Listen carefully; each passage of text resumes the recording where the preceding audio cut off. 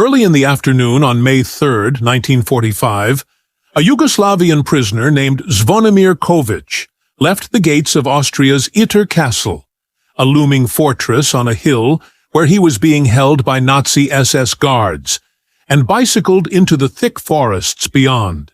He was supposedly running an errand for the prison's commander, Sebastian Wimmer, something he had done before. Kovic had earned the Nazi commander's trust as a maintenance man and electrician who had helped convert the castle into a German prison. But that afternoon, Kovic had another plan. He was carrying a contraband note written by English-speaking prisoners inside the castle. He had agreed to take the note out and deliver it to the first group of American soldiers he found. Instead of completing the errand and returning as usual, he continued riding. Kovic considered going west to Vergl, a small city near the German-Austrian border, but it was still heavily occupied by German troops. So he chose the much longer ride to Innsbruck, traveling over 40 miles along the Inn River Valley. That evening, he reached the city and successfully found a group of American soldiers, the 409th Infantry Regiment of the American 103rd Infantry Division, and handed over the note. The unit wasn't authorized to launch a rescue mission themselves, but they promised Kovic a definitive response from their headquarters by the next morning. What followed became one of the most unusual and extraordinary episodes of World War II, a story of an American Army commander joining forces with his enemy, an SS captain and a Wehrmacht major, to lead a mixed group of American and German troops to an Austrian castle to rescue a group of French political prisoners. This would come to be known as the Battle for Castle Itter.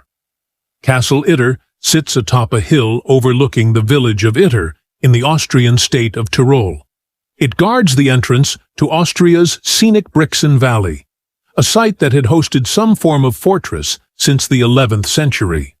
The modern version of the castle was built in 1878 on the foundation of its predecessor. In 1925, it was purchased by a wealthy aristocrat, Dr. Franz Gruner, the deputy governor of Tyrol, who used the estate mainly to house his large collection of art and sculptures. After the Anschluss in March 1938, when Austria was forcibly annexed by Nazi Germany, the country was divided into 7 districts. Tyrol and its capital, Innsbruck, came under the control of a provincial Nazi government stationed in Vorarlberg. Castle Itter, or Schloss Itter as it was known in German, was officially leased from Dr. Gruner by the Nazis. Initially, it was left mostly untouched. In the early months of occupation, the SS and the Wehrmacht, Germany's massive unified army, were more concerned with crushing Austrian independence elsewhere and fully absorbing the country into the Reich. The German war effort depended on rapidly growing their armed forces by drafting young men from every conquered country. Within days of the Anschluss, the Austrian army was folded into the Wehrmacht. Some Austrians served the Nazis willingly, even enthusiastically. Others followed orders reluctantly, seeing it as the only alternative to execution. Resistance movements continued throughout the occupation, both in major cities like Vienna and in towns like Vergl. While the Nazis tried to weed out politically unreliable soldiers, many Austrians who hated the regime ended up in its ranks, gaining first-hand knowledge of Wehrmacht strategies. Meanwhile, the Nazi SS had been secretly operating in Austria since 1934. Their main job was to identify and track anyone expected to resist the Nazi regime. This effort cleared the way for the Anschluss. Dissidents, nationalists, and leftists were rounded up, prompting Heinrich Himmler, the SS leader and one of Hitler's closest advisors, to conclude that the Wehrmacht needed secure locations in Austria to temporarily house political prisoners before transporting them to German prisons and concentration camps. Itter Castle's location, thick walls, dry surroundings, and large gatehouse made it a perfect candidate. For a brief time, The castle served as the headquarters of Hitler's anti-tobacco campaign. Then Himmler intervened, asking that it be permanently acquired for special SS use. On February 7, 1943, SS Lieutenant General Oswald Pohl, under Himmler's direct orders, abruptly ended the lease agreement with Dr. Gruner and seized the property to convert it into a prison. The task was led by Albert Speer, Hitler's Minister of Armaments and War Production. He appointed SS Second Lieutenant Petsch to oversee construction.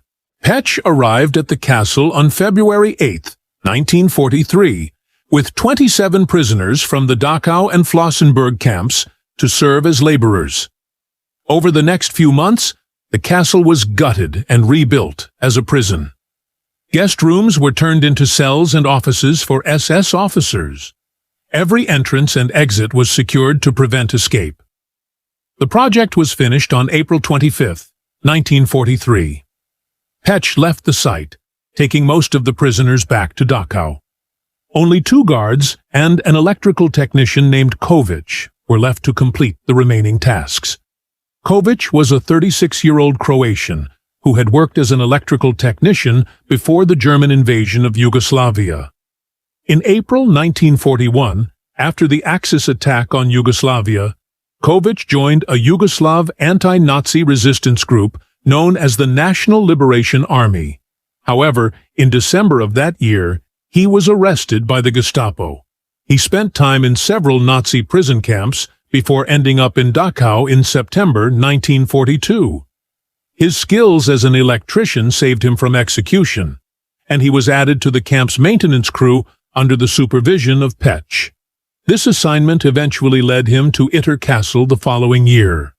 When the prison at Itter Castle officially opened, its operations were placed under the authority of the Dachau concentration camp in southwest Germany, about 90 miles northwest of Itter. 15 members of Dachau's SS unit were transferred to the castle to form the guard force. Command was given to SS Captain Sebastian Wimmer, a Bavarian who had previously overseen the Miedzerzec concentration camp in Poland. Wimmer was widely known for his cruelty, erratic behavior, and violent, drunken outbursts.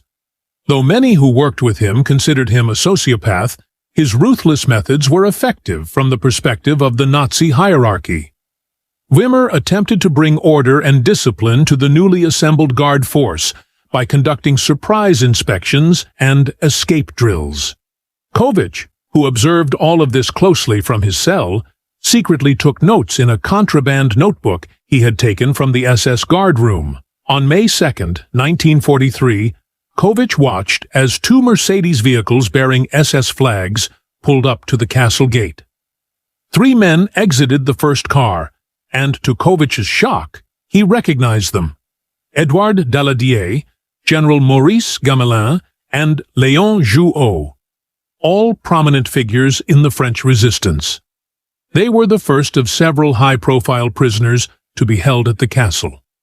Alongside Austrian dissidents and radicals, the prison at Itter Castle housed a number of notable French detainees, many of them considered valuable political bargaining chips by the Nazis. These included the famous tennis player Jean Borotra, 2 former French prime ministers, 3 former commanders-in-chief, and Marie-Agnès Caillot, sister of resistance leader Charles de Gaulle. The prisoners represented a wide range of political ideologies and often kept to separate groups during meals to avoid arguments. In terms of treatment, they fared significantly better than prisoners at most other Nazi facilities. They received decent meals, had access to a library, and were allowed outdoor exercise. Many of the Wehrmacht guards viewed them differently from other prisoners, a distinction that only grew as the war turned in the Allies' favor. In the final days of the war, the situation at the castle became increasingly unstable. The commander of the Dachau camp, Eduard Weiter, had fled ahead of the camp's liberation and arrived at Itter Castle on May 2, 1945. That night, he died under mysterious circumstances. According to Paul Reynaud, one of the French prisoners, Itter had spent the night drunkenly boasting about atrocities he had committed at Dachau before shooting himself. The next day, on May 3rd, the prisoners received word via a hidden radio that American forces were advancing into the Tyrol region, particularly toward Innsbruck. The political leaders among the prisoners agreed that contacting the Americans was the best course of action. That afternoon, Kovic departed the castle on a bicycle, tasked with the secret mission of finding help. By nightfall, morale among the castle's SS guards had collapsed. Itter's death and Kovic's failure to return created panic. Wimmer abandoned his post, fearing for his life, and the remaining SS guards quickly followed. The prisoners seized control of the castle and armed themselves with makeshift weapons found on the grounds. However, they didn't attempt to flee. Unsure of the situation in the surrounding region and how much of Tyrol was still under Nazi control, they instead hung a French flag on the exterior of the castle to alert Allied aircraft to their presence and avoid being bombed. Because Kovic had not returned and they couldn't confirm whether their plea had reached the Americans, the prisoners sent out another messenger on May 4th. This time it was their Czech cook, Andreas Krobot, who rode a bicycle taken from one of the guards, carrying a new note. He made his way to Vergl, which had recently been liberated after most of the Wehrmacht troops there abandoned their posts. Though SS patrols still roamed the area and opened fire on houses flying Austrian flags, Krobot managed to find the local Austrian resistance without being detected, and was brought to their commander, Major Josef Gangl. Gangl, a Wehrmacht officer, had become disillusioned with the German army. The SS's brutal actions toward Vergl's civilians had pushed him to defect. He began cooperating with the local resistance, even supplying them with Wehrmacht weapons and equipment, an act that amounted to treason. Because of his experience and leadership, Gangl became the head of the resistance in Vergl. By the time Krobot met him, Gangl was already aware of the situation at Itter Castle. Learning that Wimmer and the guards had abandoned the site gave him the confidence to begin considering a rescue mission. However, he couldn't leave Vergl unprotected, and he worried that even if he succeeded in reaching the castle, he wouldn't be able to defend it from an SS counterattack. Instead, Gangl decided to appeal to the Americans directly. He had received reports that American forces were stationed in the town of Kufstein, 8 miles to the north. He drove there himself, approaching with a white flag to signal peaceful intent. Upon arrival, Gangl met with 27-year-old Captain John C. Jack Lee, commander of the 23rd Tank Battalion of the U.S. 12th Armored Division. Lee and his men had hoped their capture of Kufstein would be their final operation, as they were expecting to be relieved soon by the 36th Infantry Division. When Gangl explained the situation at the castle and the danger the prisoners faced, Lee volunteered to lead a rescue mission. He quickly radioed his commanders for permission to proceed. Lee realized he didn't have enough vehicles to safely evacuate all the prisoners from the castle and transport them back to Kufstein. So instead he planned to help the prisoners defend the castle against SS attacks until reinforcements from the 142nd Battalion could arrive, secure the area, and eliminate the threat. Lee and Gangl drove to the castle together in Gangl's military vehicle. They were followed by reinforcements from Lee's tank division, but those had to turn back at a weak bridge that couldn't support their weight. 14 American soldiers from Lee's division, a driver, and a truck carrying 10 former Wehrmacht riflemen continued forward toward the castle. 4 miles from the castle gates, they encountered SS troops setting up a roadblock. A firefight broke out, but Lee and Gangl's group quickly prevailed. Inside the castle, the prisoners had turned to an unlikely ally, Kurt Siegfried Schrader, an SS officer they had come to trust as a defector from the Nazi cause. They asked him to help lead the defense. When Lee and Gangl arrived, they found a bizarre alliance of German defectors, French political prisoners, and Austrian resistance fighters preparing to fight side by side, with Schrader, still in his SS uniform, among them.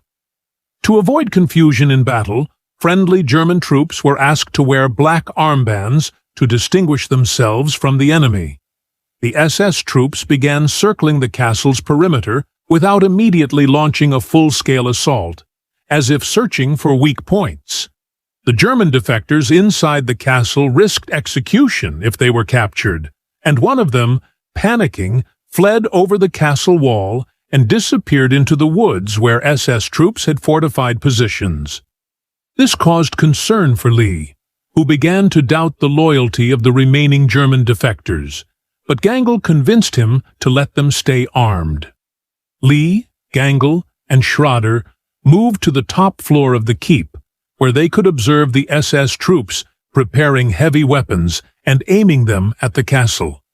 Gangl used a castle telephone to contact Alois Mayer, his fellow resistance leader in Wörgl, warning him of the SS buildup and requesting reinforcements. 2 more German defectors and a young Austrian resistance member named Hans Waltel were rushed from Wörgl to assist in the defense. By 10 a.m., the battle had begun in earnest. Lee's tank, nicknamed Besotten Jenny, was positioned at the castle's front gate and soon came under heavy fire from SS weapons. The tank crew, including a technician trying to repair the radio, narrowly escaped and took shelter inside the castle. The defenders knew their ammunition wouldn't last forever, but the castle's structure gave them an advantage. If the outer walls fell, they could retreat to the central keep and continue the fight from fortified positions. Women and children among the prisoners were hidden in the cellar, while the men stayed above to guard the entrance. Lee was worried that reinforcements would walk into an ambush, as he hadn't been able to warn them about the strength of the enemy. With no working radio, communication lines cut, and few options left, French prisoner Jean Borotra, the former tennis star, volunteered to deliver the message in person.